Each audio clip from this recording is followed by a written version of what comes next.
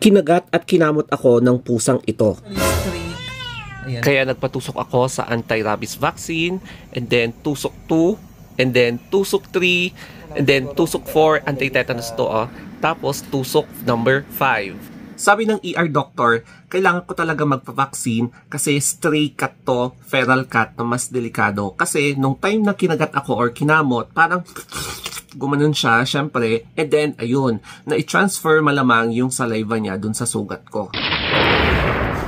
Kailangan ko na daw na magpa-inject ng rabies or tetanus toxoid kasi tignan nyo nga naman yung scratch ng pusa, hindi ko rin alam kung scratch sa claw o kaya scratch ng ngipin niya ito. Kaya tignan nyo parang stage 2 or stage 3 siya pero nakapenetrate na siya sa dermis. Ayan, dermis to subcutaneous tissue ko na kaya I think talagang kailangan ko na talaga magpa-rabies or else. Diba? Mahirap na. So, minessage ko yung friend ko na naka-duty sa ER ngayon, yung dati kong pinagtatabuhuan. Tinanong ko kung kailangan kong magpa-inject ng tetanus toxoid. Sabi niya, yes. Lalo nung sinend ko sa kanya yung picture, ayun yung picture ng aking paa, yung aking legs, na sabi niya, ay yes, kailangan daw kasi lalo na at mukhang dumugo na parang hindi naman, 'di ba? So, kailangan ko pumunta sa hospital at magpa-inject talaga. Ipapakita ko sa inyo kung sino yung salarin. So, eto siya. Ayan, si Mingming. Ayan, si Mingming. Meow. So, siya po ang salarin at iko-close up view natin siya. Ayan gising na siya. So, mabait naman siya, kaya lang hindi ko alam kung bakit ako na-scratch. Hindi ko din alam kung bakit niya ako kinagat. Ayan. Hindi naman siya aggressive. Mabait naman siya. At inampun niya ang sarili niya sa amin. So, lumalapit na siya, Ayan. Pero natakot ako ulit kasi actually stray. Ayan. Stray cat siya. Pero, hindi ko alam kung saan siya galing. Ayan. Wait. No.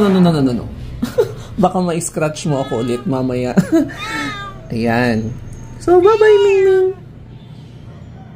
Alam nyo ba, may napanood ako sa news, siguro months ago, na namatay ang isang pet owner dahil sa rabies. Kasi, inaakala nila na nung na-scratch siya, 2 months before siya nag-positive sa rabies, wala lang. So, ang pagkakadescribe is ganito siya. Ganito daw yung galos na scratch lang. So, hindi nila inaakala na na-infect na siya ng rabies. Tapos, nung time na nakaramdam na siya ng simptomas, nakitaan nila na takot siya sa tubig, may hydrophobia, nag-mood changes, hindi daw maintindihan ng lalaki kung ano yung nararamdaman niya. And then, nung bago siya na maalam or binawian ng buhay, alam mo yun, nagka-stiff na dito niya, umakyat na yung tetanus dito niya, tapos, alam mo yun, nawalan na siya ng hininga. So, doon ako natakot, kaya pupunta talaga ako magpapa-inject mamaya. Kasi ganito yung description nila habang ini-interview sila sa news. Kaya maliligo na muna ako at lalabas. Nagpe-prepare na ako at naliligo na, tapos hinugasan ko ulit ng maigi yung sugat ko. And then, pupunta na tayo sa ospital. Kaya, let's go! Habang papunta pa lang ako sa ospital, pinablatter ko na agad, So, makikita nyo yung what, when, where, how. Tapos, ayan, para mabilis na matapos, kapag pagpunta ko na doon, magbabayad na lang, and then magpapa-inject na. Napansin nyo ba, biglang mas ang dilim-dilim. Kasi nga, kumain pa kami bago kami lumabas, and pinili ko yung ganitong oras kasi walang masyadong tao. So, sana matsambahan ko na walang mga toxic para hindi sila busy and matapos ko agad yung pagpapa-inject sa aking legs. Ayan. So, papunta na tayo dito sa may ER ng ospital. So, gabi na nga talaga. It's 9 p.m. So, pumunta na ako agad dito sa may ER or emergency room. So, dito ako dati nag-work during the pandemic. So, ayan, dumating na itong friend ko na naka-duty. So, pumunta muna ako dyan para magpa-assist. And habang hinihintay ko yung turn ko, ayan, tingnan niyo yung face ko. Ito na nga, kinukuha niyo yung vital signs ko. Normal naman lahat.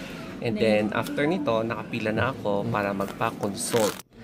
And then, ayan na nga, binigyan na ako ng mga reseta, makakaroon ako ng 5 turok. So, ayan, sa admitting section, and then pupunta ako sa pharmacy and then sa cashier. Hi, in fairness, na-miss ko tong place na to. Ayan, so pag night duty ako, dito ako dumadaan papunta sa designated area of duty ko. Papunta na ako ngayon sa cashier para isettle. Pharmacy muna and then cashier. Tapos, eto na yung mga info. Ayan. Buti na lang daw pinagbigyan ako kasi hindi pa verified yung PhilHealth kung nakapagbayad na ako. So, before sa second dose, dapat nakapagbayad na ako. So, ngayon, pupunta na ako sa may pharmacy and then after ng pharmacy, ayun, ipupunta na ako dun sa may cashier. So, pasensya na medyo blurry ko kasi bawal yung information. Ayan, kaya naka-blur siya. So, pasensya na. Ito nga pala yung itsura ng lobby ng ospital. So, ganyan. Walang katao-tao, walang pila. Oh, di ba? Kaya dito sa cashier, pinagpirma ako ng promissory note at binigay ko yung isang ID code. Then, makukuha ko naman kapag nasettle ko na yung PhilHealth. So, ayun na nga. Tutusukan na ako. Tapos, bukas magsasettle ako dun sa PhilHealth kasi para malibre ako dito. Ito na yung moment of truth. So, lalagyan muna ako ng anti-rabies vaccine. Magkabilaan po yan. And yung route niya is intradermal siya. So, under the skin yung paglagay ng gamot. And then, after nito, ang susunod is yung administration or yung paggamot sa akin. Pagtuturok sa akin ng tetanus toxoid. Ayan. So, ito na yung isa. Ayan siya, guys. And then, makita nyo. So, ganyan talaga yung parang may konting kiliti siya. So, magkabilaan siya and then pati dito sa may bite side. So, nilagyan din ng, di ba? Protection against yung pag-spread ng rabies. So, ganyan yung procedure and thank you to my friend for having a light na kamay. Magaan yung kamay niya. Grabe, nakailang tusok ako para lang sa kagat ng animal, no? Ay. Sa wakas tapos na. Babalik ako after 3 days para matusukan na naman ako ng anti-rabies vaccine. Nakakaloka. So, ganito pala ang suffering. And, ang maganda dito is, na libre ako kasi category 3. Kasi medyo nagdugo kanina eh. Kaya, tapos medyo malaki pa daw yung kagat. Kaya, I will be back here on Sunday. It took me like 15 to 20 minutes. Kasi nga, walang katao-tao at hindi na ako nagpila. So, ngayon, pauwi na kami. So, tignan nyo ang perwisyong ginawa sa akin ng pusang ito. O, diba? Parang walang nangyari sa kanya. Diyos ko, na-inject ako ng maraming beses dahil sa'yo, ha? Hindi naman ako maarte, pero naninigurado lang ako kasi yung pusa na yon is a stray cat. So, inampun lang niya talaga yung sarili niya dito sa amin. Na parang naging kapamilya na siya in an instant. So, eto yung mga foods to avoid. So, basahin natin. Sabi dito, eggs, any food with eggs, chicken, fish, seafoods, tapos processed foods, canned goods, seasonings, tapos, ayan, alcoholic drinks, smoking. Tapos, food safe for 14 days while on anti-rabies vaccine. So, pork, beef, baka with salt only. Ayan, vegetable except eggplant, gabi, pising, okra, and yung mga malalansa.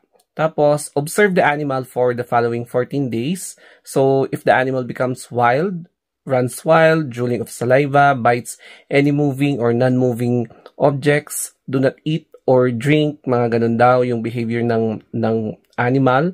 And then, yung next schedule of vaccination, kindly proceed to the central treatment room, Monday to Saturday, 8 to 12 p.m., except for Sunday and holidays. If next dose fall on Sunday, in which din yung magiging second dose ko, please come on the next working day. So, ibig sabihin, Monday na ako babalik. Bale, tatanggalin ko na yung, ayan o, kasi medyo nag-vlody kanina. So, ayan, tatanggalin na natin. And, ayan. Oo nga. Ayan. At least wala na siyang bleeding. And sa paa ko naman, let's see kung, hindi ko alam kung may nilagay na plaster kanina. Ayan. Tingnan natin. So, ito yung scratch. So, naglagay si Madam dito ng ay ito.